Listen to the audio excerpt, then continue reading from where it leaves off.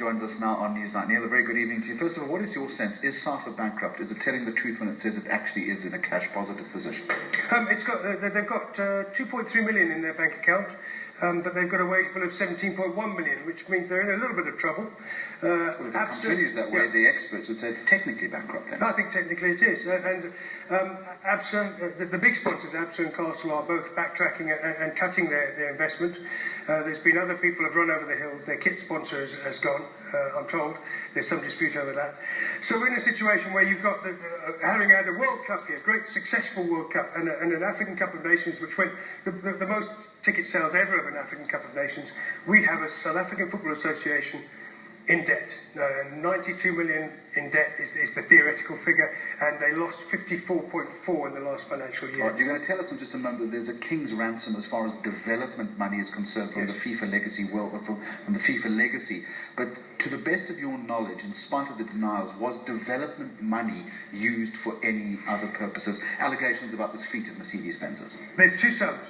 One sum was a surplus from the World Cup, which amounted to about 54 million rand after the World Cup, that SAFA were allowed to get their hands on.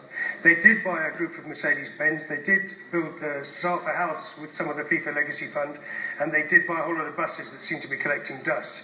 They've tried to justify those decisions, and I speak to Kirsten Nemetandani Friday night. He phoned me. He's a lovely bloke. I don't think he's that bad.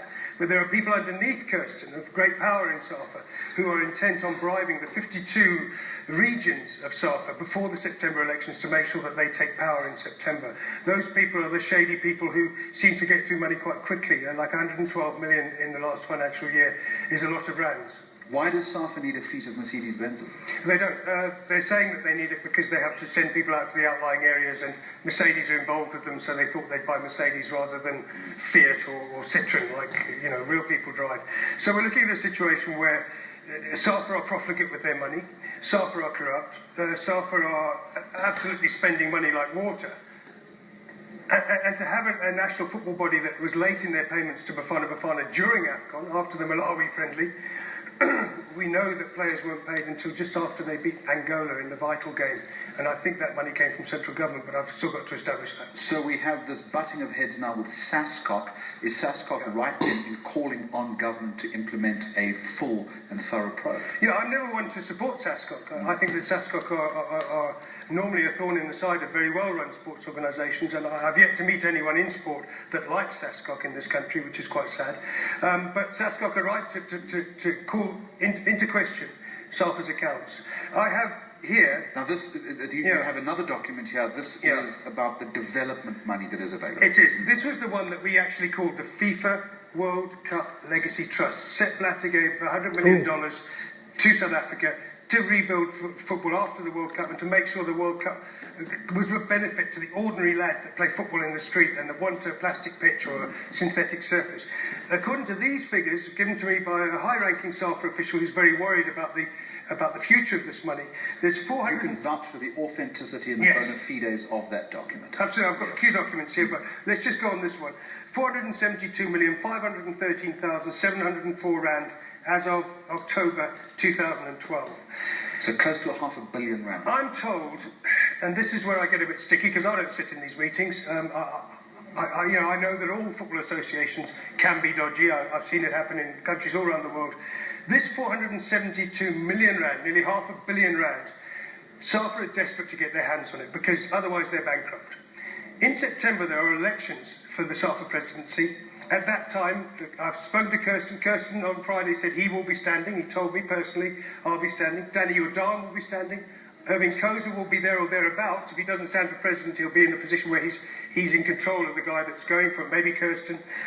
So we're looking at a situation in September where this country has to decide on the future of football. Do we stay the way we are with corruption, bribing of officials, and a terrible situation where our Bafana are just starting to improve, and we might not be able to pay them next month, and that's why they're trying to organise friendlies with Spain and link-ups with Juventus. It's a dreadful situation. All we can hope, Jeremy, just very briefly, is that the match-fixing inquiry, purely limited to match-fixing, a judicial review of the match-fixing before the World Cup, will bring down certain people in SAFA that we could do without, because that's where the corruption lies. The match-fixers, the people that spend all this money, they need to be wiped out of SAFA. Who controls and signs off on that amount of There are money? 7 different trustees that sign off on this. One of them is Jerome Falker, who's now a South African citizen.